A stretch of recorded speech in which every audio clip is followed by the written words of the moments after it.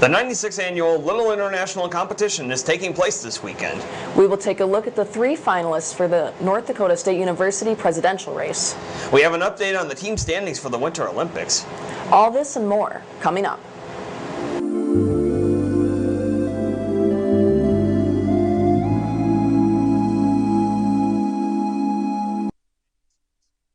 Three new graduate programs. Those include a doctorate in applied economics, master of public policy, and a graduate certificate in computer science education. The new programs were approved by the State Board of Higher Education. Neely Benton, Director of Graduate Recruitment and Admissions, said the programs are housed in 3 colleges and will serve populations in North Dakota and outside the region. The Applied Economics Doctorate and the MPP programs are accepting applications and will start in fall of 2022. The Computer Science Education Certificate is also accepting applications and will start in the summer of 2022. This Friday, February 11th, the Wallman Wellness Aquatic Center is putting on a movie night for students. Jaws, a cult classic thriller, will have 2 showings, one at 6 p.m. and one at 8 p.m. Students have the option to watch the movie while in the water or sitting on the pool deck. They only need to swipe in with their student IDs at the front desk. This weekend, Little International, the largest student-organized event at NDSU, is taking place on campus. Corey Hartle has more on the story. Each year, the NDSU Saddle and Sirloin Club hosts the Little International, or Little Eye, livestock show. This year, preparations are underway for the big event, which includes hanging thousands of streamers from the ceiling of the Shepherd Arena. So Little Eye is primarily a livestock show where our contestants can show beef, dairy, sheep, or swine, and all of those animals are raised here at NDSU, and students have the opportunity to show whether they've grown up showing livestock their whole life or have never touched an animal. We welcome all experience levels. In the fall, students sign up online to get a spot in the show and are assigned an animal. People who show heifers can start working with them as soon as we come back from school for the spring semester, and then sheep and pig showmen have about 2.5 weeks before the show to get their animals ready.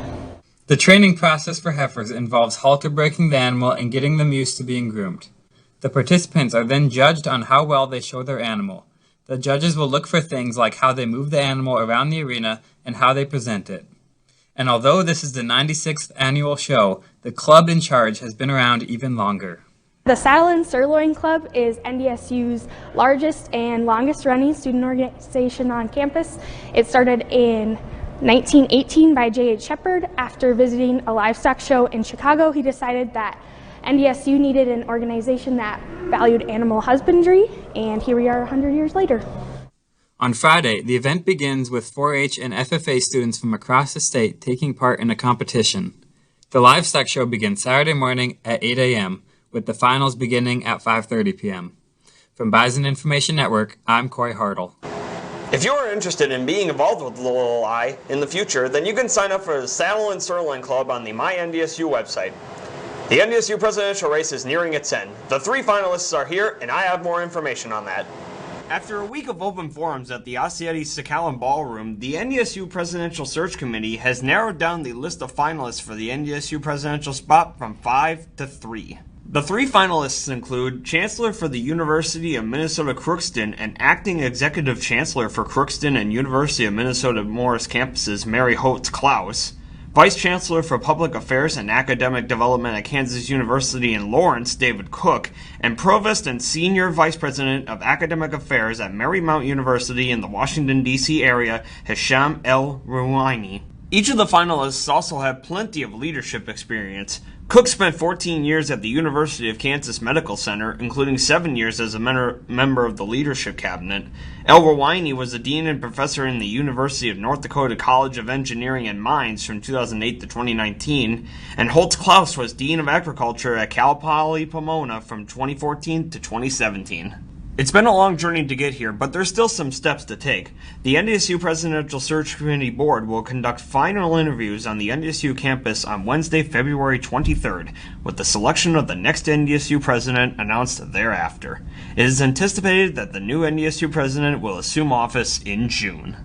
Reporting for Bison Information Network, I'm Dashiell Menzel. Today, February 10th, is Giving Hearts Day. It is a 24-hour fundraising event for charities in North Dakota and the Northwest Minnesota region. Since its start in 2008, more than $112 million have been raised.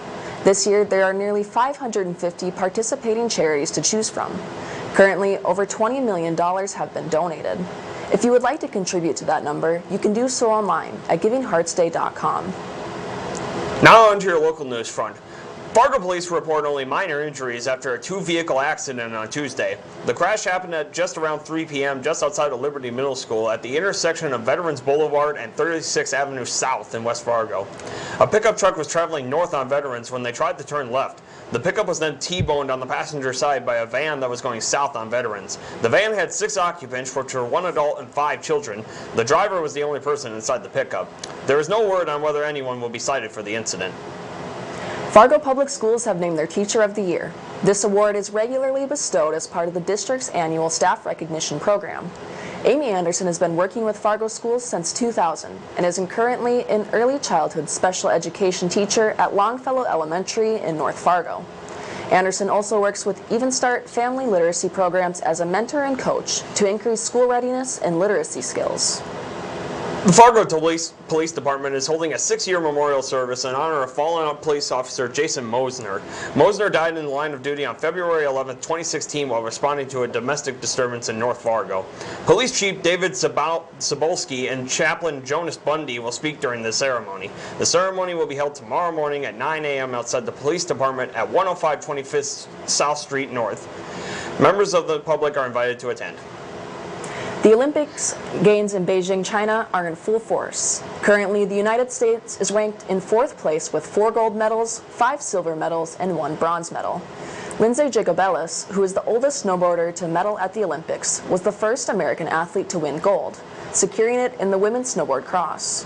Kim Chloe took gold in the women's snowboard halfpipe, and Chen Nathan in the men's single skating. Team USA also took gold in freestyle skiing. The next 10 days are bound to be action-packed, so be sure to tune in. We're going to take a quick break, but when we come back, Malik Mitchell will give you guys a sports update. Stay tuned. Founded in 1985, the Missouri Valley Football Conference has established a tradition of FCS football excellence. Competing at the highest level of NCAA Division I, student athletes at its 10 institutions demonstrate character, passion, and integrity as they grow as a student, an athlete, and a citizen. The Missouri Valley Football Conference, where leaders are shaped and champions are forged. One kid, one mentor, plus one moment can unlock limitless potential. 30,000 youth are waiting. Be there for one of them. Become a big today.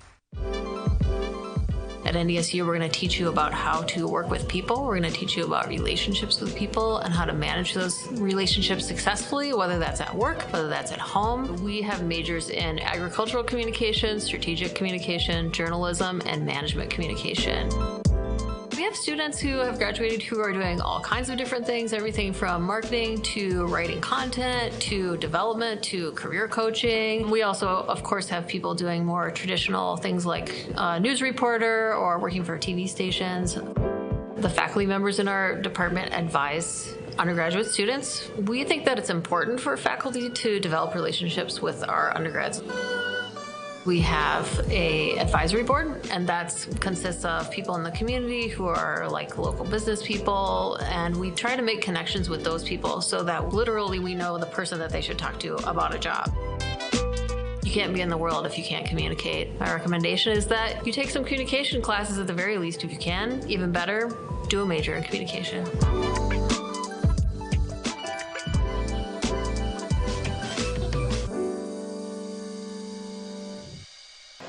With 3 weeks shy of the Summer League tournament, the men's basketball team are in good standings, ranking 3rd in the conference, with Kansas City tailing behind them. With little time left in the regular season, things aren't getting easier for the Bison as they face number 5 ranked South Dakota on Monday. The Bison were neck and neck with the Coyotes at half, only leading by 3 points. In the second half, the Bison were down 17 points with under 9 minutes left to play. With the help of the fans and a momentum shift, the Bison rallied back just under 4 minutes. Here's Jarius Cook singing a corner 3 while pumping up the crowd in the Shield Center. With 19 seconds left, USD's Mason Archambault sank a 3 to tie the game up. And then Sam Griesel responds with a behind the back and a spin move and makes the layup to go up by 2. With time winding down, the Coyotes try to make something happen as Archambault gets the inbound pass and launches a half-court shot, but misses. And that's all she wrote. The Bison win 76-74. The team will face off against Western Illinois tonight at 7. Hopefully they can avenge the loss they received from the Leathernecks a few weeks ago. For the women's basketball team, their success is not coming so easy as they rank 6th in the conference. They suffered a loss against 9th-ranked Denver this previous Saturday and lost. The final score was 62-48.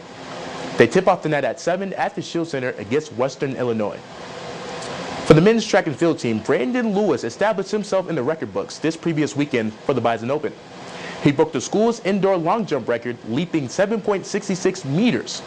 The 4x4 team set a new facility record while taking the win for that event. Alex Broso had himself a day after taking home the 60 and 200 meter dash. The Bison also swept the top 4 places in shot put. For the women's, here are some event winners: Salmata Corgo, Kelby Anderson, Amanda Anderson, Deja Moss, Bonet Henderson, and Grace Ameneth and Grace Link. Both teams are back at it tomorrow for the SDSU Classic and the Iowa State Classic.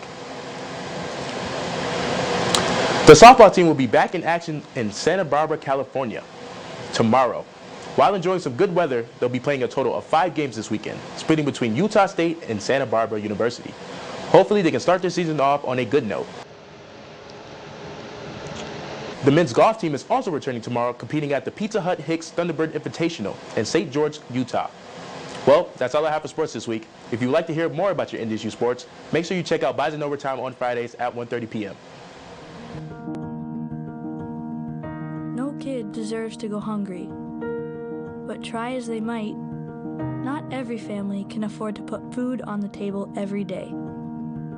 That's why the Great Plains Food Bank and their partner agencies work every day to bring food to our hungry neighbors. Every dollar donated can provide 4 meals for those in need. Go to greatplainsfoodbank.org and donate today so no kid in North Dakota ever has to go hungry.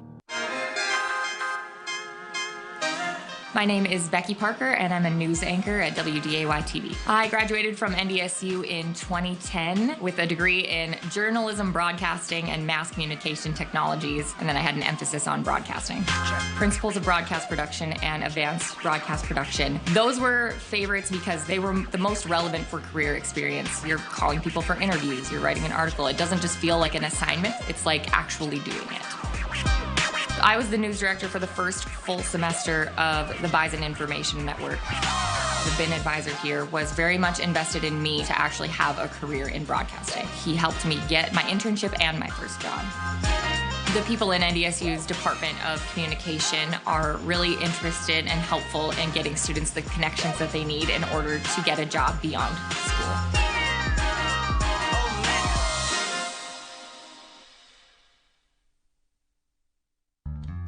The NDSU Bookstore, where every true fan and alum goes to get their pride on. Gear up with a variety of high-quality t-shirts, sweatshirts, hats, and more.